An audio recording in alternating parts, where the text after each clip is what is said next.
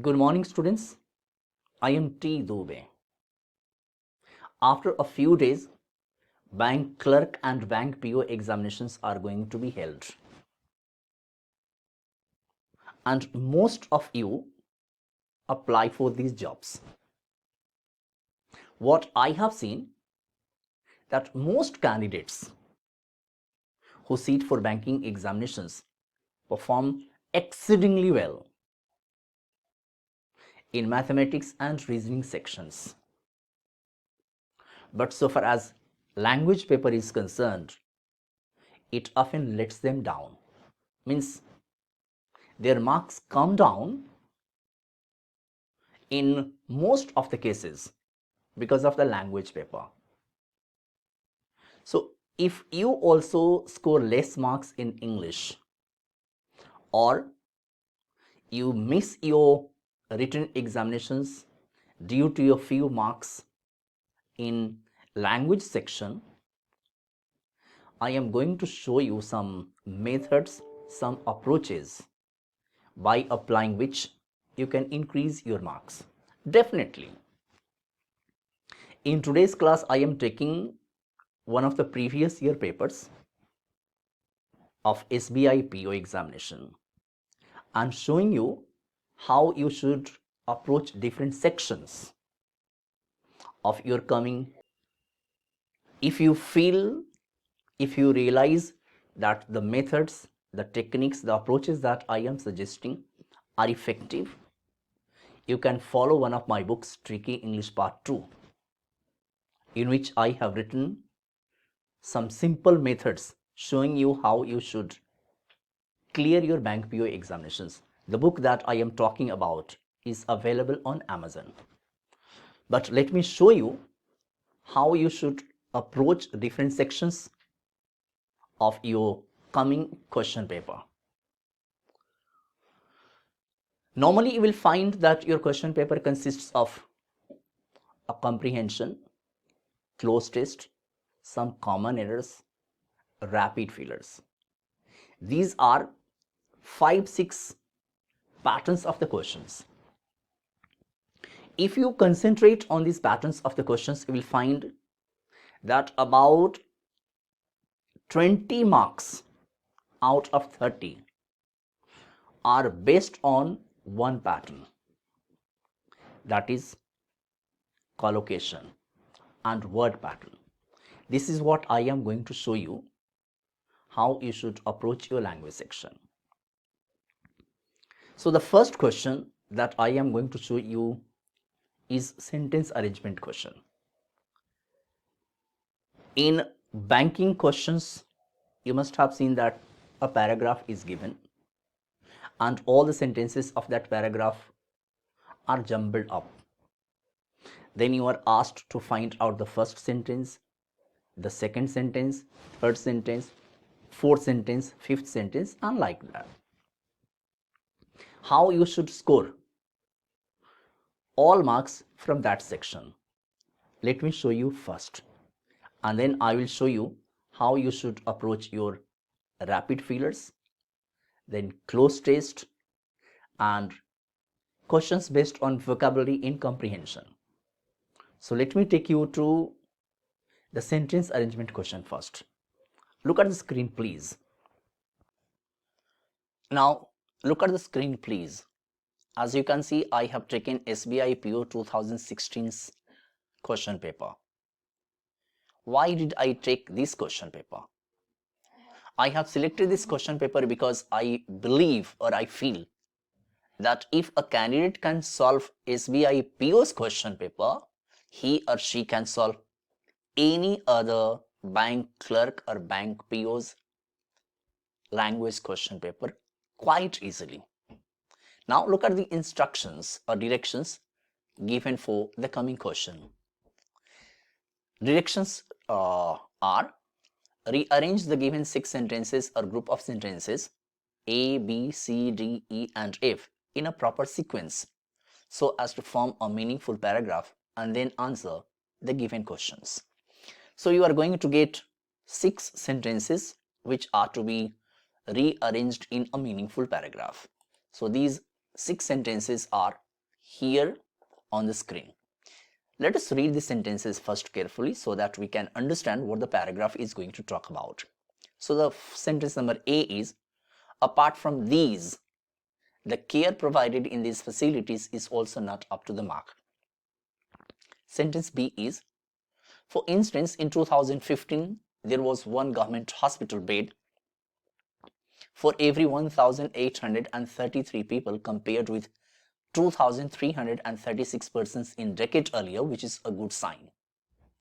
Sentence C is, India has made strides in the expansion of public services. Sentence D is, for example, 6 out of every 10 hospitals in the less developed states did not provide intensive care, and a quarter of them struggled with issues like sanitation and drainage.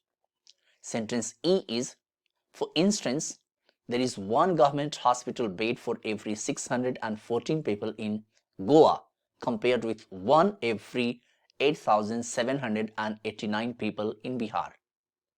And sentence F is, however, as Lancet points out, this availability of beds has been inequitably distributed within the country.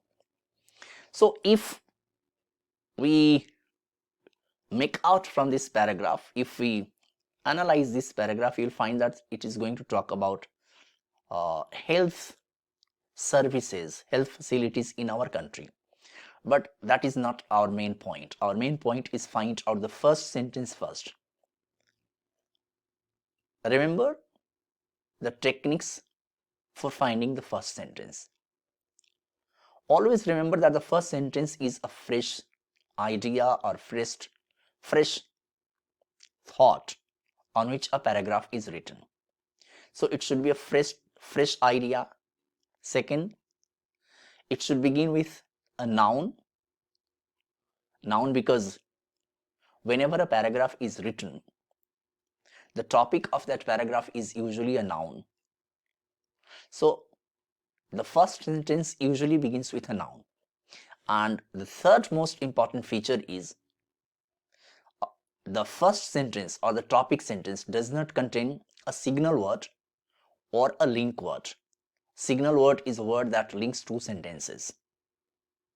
So if I ask you which of the 6 sentences should be the first sentence or topic sentence, I think it will be easy for you to understand that sentence C will be the first sentence.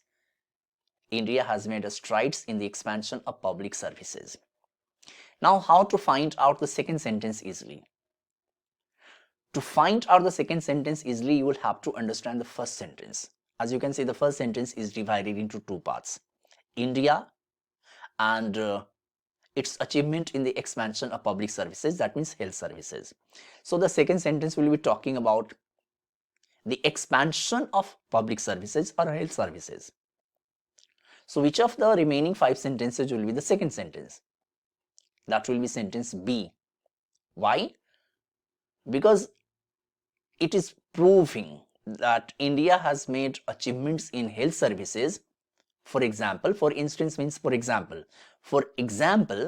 2015, there was one government hospital bed for every 1,833 people compared with 2,336 persons in decade earlier, which is a good sign.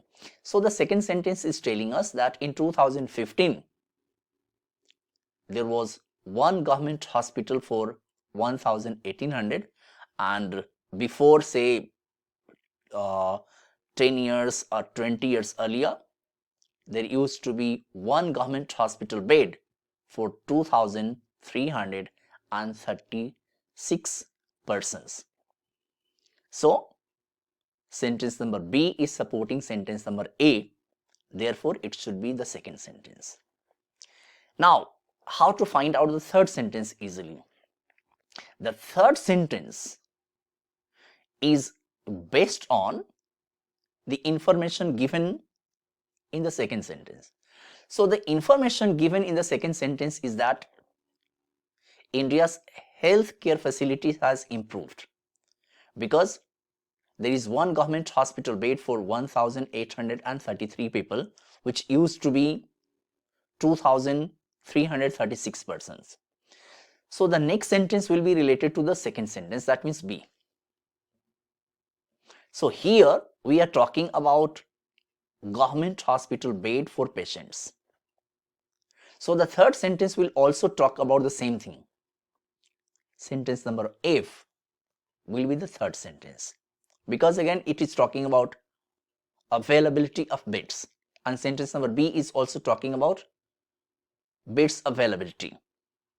So it says that, however, as Lancet points out, this availability of beds, so this availability of beds means 1833 one bed for 1833 people. So sentence number third tells us that, however, as Lancet points out, this availability of beds has been inequitably distributed within the country. That means even this availability of government hospital bed for 1833 people is not available in each and every state of our country. We have Bihar, we have UP, we have Goa, we have Kerala, we have Tamil Nadu.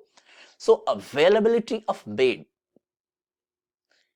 is not easily available or equally distributed in all these states, and therefore sentence number F will be the third sentence.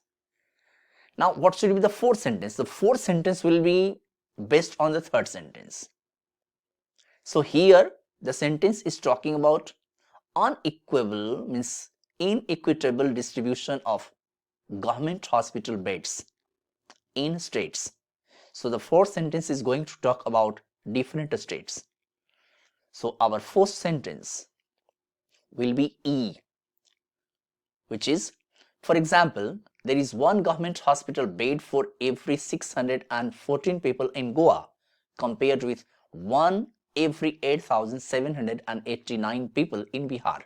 So this uneven distribution of government hospital bed, that means one bed for 614 people in Goa and one bed for 8,789 people in Bihar, tells the story how it is unequitable distribution, and therefore sentence number E will be the fourth sentence.